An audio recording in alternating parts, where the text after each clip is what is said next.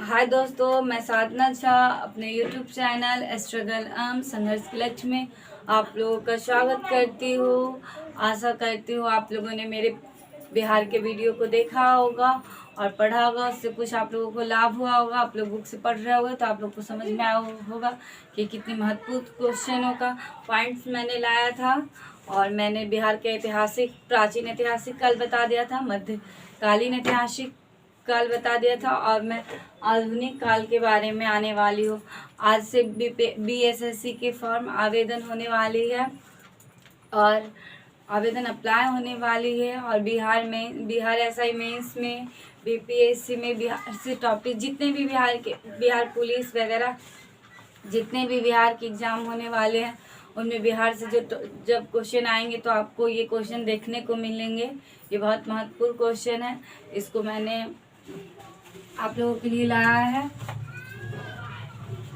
चलिए फिर मैं शुरू करती हूँ अपना। बंगाल के नवाब मीर कासिम ने मुंगेर को अपनी राजधानी बनाई। मतलब मुंगेर को अपनी राजधानी किसने बनवाई?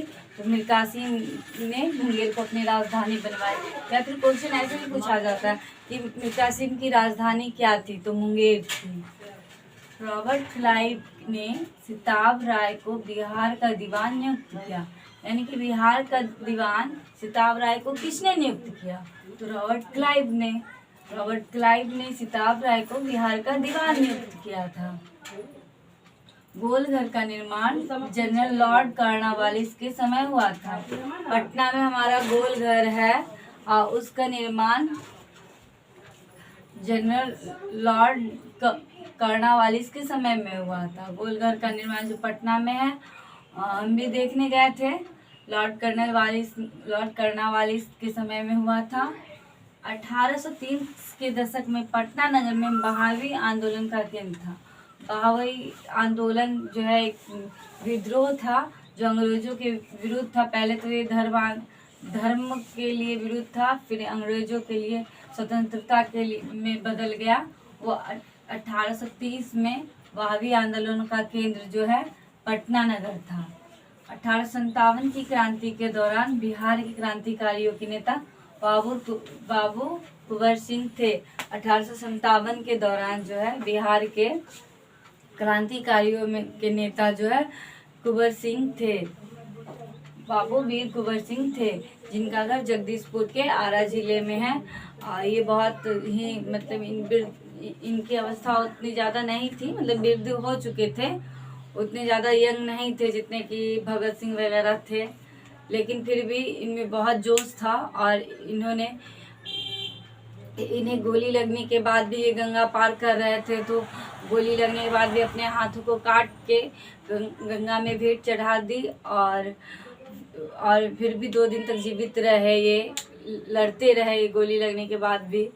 और फिर इनकी मृत्यु हो गई बीमारी के कारण 2 दिन के बाद।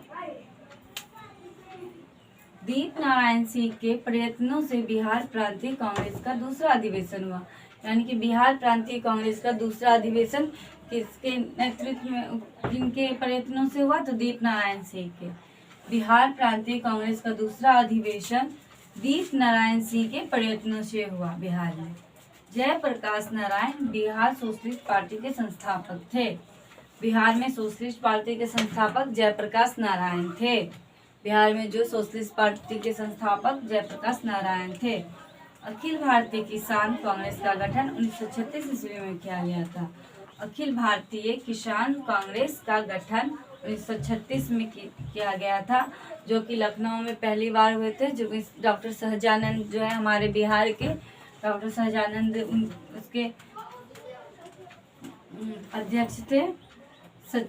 अखिल भारतीय किसान कांग्रेस का गठन 1936 में किया गया था। बिहार 1912 में बंगाल से पृथक हुआ था।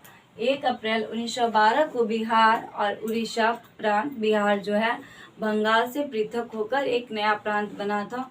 और 1911 में जो है दिल्ली दरबार में जॉर्ज पंचम के कार्यकाल में लॉर्ड हार्डिंग द्वितीय उस टाइम भारत के गवर्नर जनरल थे, उनके समय घोषणा हुई थी कि बिहार जो है अलग प्रांत बिहार का बना दिया जाए। और 22 मार्च 1912 को यह घोषणा हो गई थी। उद्घोषणा तो हो गई थी 1911 में, उन्होंने बोला था। और उसके बाद जो है लेकिन लागू हुआ हमारा 1 अप्रैल 1912 से। लेकिन 22 मार्च को हम लोग बिहार दिवस मनाते हैं, और जल दिवस भी है विश्व का, और बिहार दिवस मनाते हैं क्योंकि उस दिन से ही 22 मार्च 1912 से ही अधिघोषण हुआ था। बिहार और उड़ीसा का 1936 में विभाजन हुआ। बिहार से उड़ीसा 1 अप्रैल 1936 को उड़ीसा एक अलग प्रांत बन गई बिहार से। तो बिहार राज्य से अलग हो गई थी 1936 में ही उड़ीसा।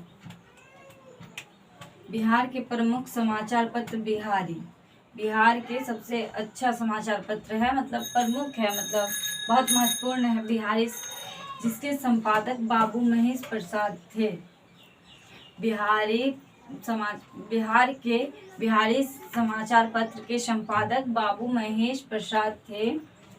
चंपारण नील आंदोलन के राष्ट्रीय नेता महात्मा गांधी थे। 1917 में चंपारण आंदोलन हुआ था। चंपारण हमारे बिहार में है, बिहार का एक जिला है चंपारण। वहाँ पे सत्याग्रह सबसे पहले सविनय शांतिपूर्वक अहिंसा पूर्वक मतलब सत्याग्रह हुआ था, सत्यनिष्ठा के थ्रू, जिसमें कि गोली बंदूक नहीं निकाली गई थी और शांतिपूर्वक ढंग से ही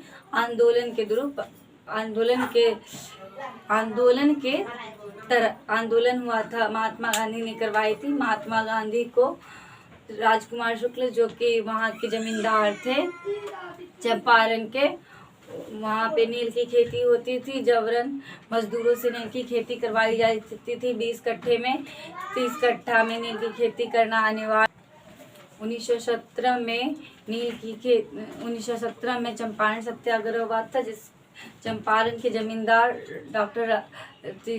राजकुमार शुक्ल जो है, उन्होंने ही महात्मा गांधी को बुलवाया था कि आप आइए और चंपारण का दशा देखिए कि यहाँ अंग्रेजों ने, नीलों ने किस तरह से हमारे मजदूर भाइयों, किसान भाइयों का शोषण कर रहे हैं।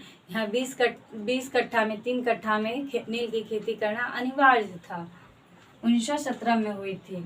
तो हमारे महात्मा गांधी बिहार आए थे। महात्मा गांधी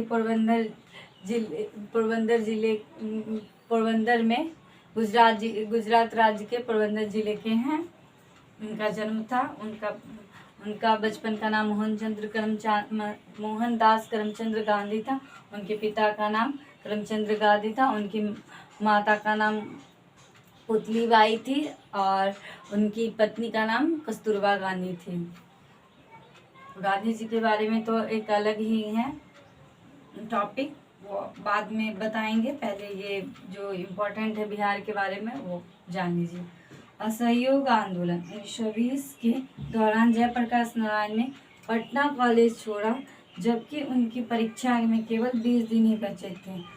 परीक्षा में केवल 20 दिन बचे हुए होने के बावजूद जयप्रकाश नारायण ने पटना कॉलेज को छोड़ा और असहयोग आंदोलन 1920 में भाग लिए।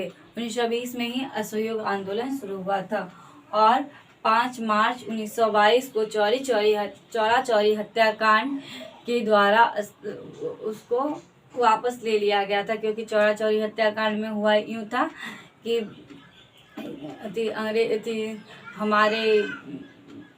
हमारे जो है यूपी में है चौरा चौरी जगह, और हमारे जो है भारतवासियों ने बहुत उग्र रूप से सैनिकों को जिंदा ही जला दिया था, जिस वजह से गांधी जी बहुत ही उन लोगों से रुष्ट हो गए थे और फिर असहयोग आंदोलन को स्थगित कर दिए थे 1922 में।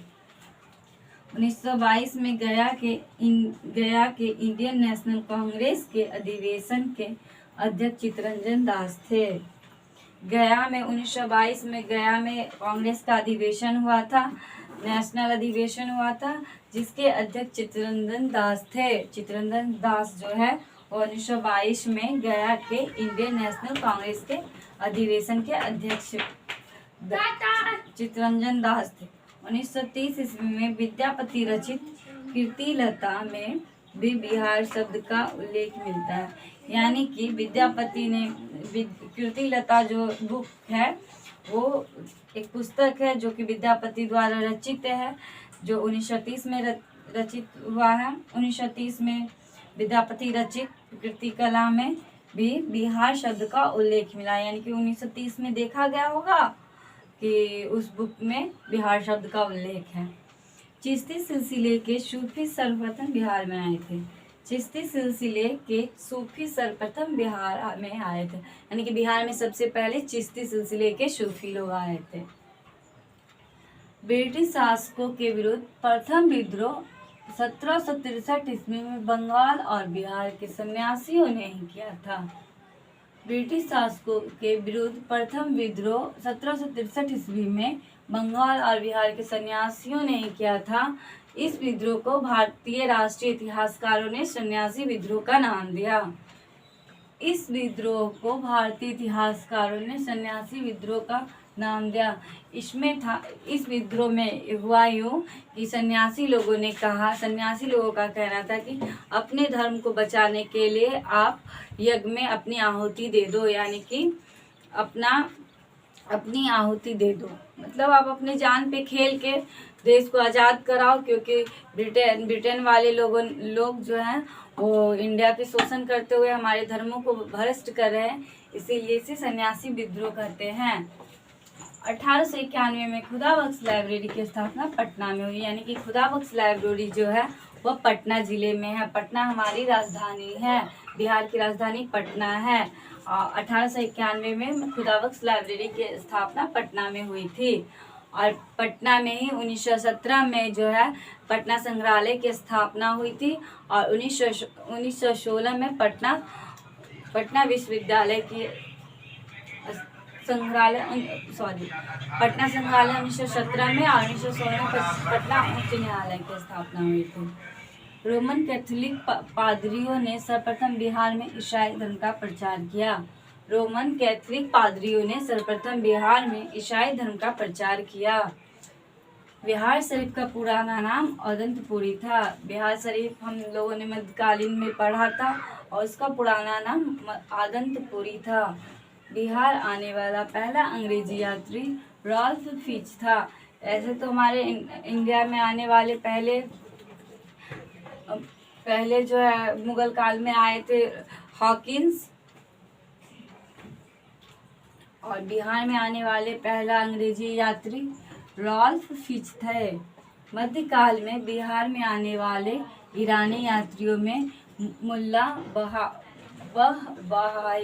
एक धर्माचार्य था। यानी कि धर्माचार्य थे। मुल्ला बहानी जो है मुल्ला बहानी धर्माचार्य थे, जो मध्यकाल में बिहार में आने वाले पहले यात्री थे, ईरानी यात्री थे। आशा करती हूँ आप लोगों को मेरा वीडियो अच्छा लगे और इससे कुछ आप लोगों को समझने में कुछ दिक्कत ना हो। आप लोग पढ़े और BSSC वाले एग्ज़ाम को क्रैक करें और अच्छे मंजिल की तरफ बढ़े। मैं भी पढ़ रही हूँ। आशा करती हूँ कि आप लोगों को मेरा वीडियो अच्छा लगा हो तो इसे सब्सक्राइब करें, चैनल को शेयर करें, लाइक करें, कमेंट करें। धन्यवाद।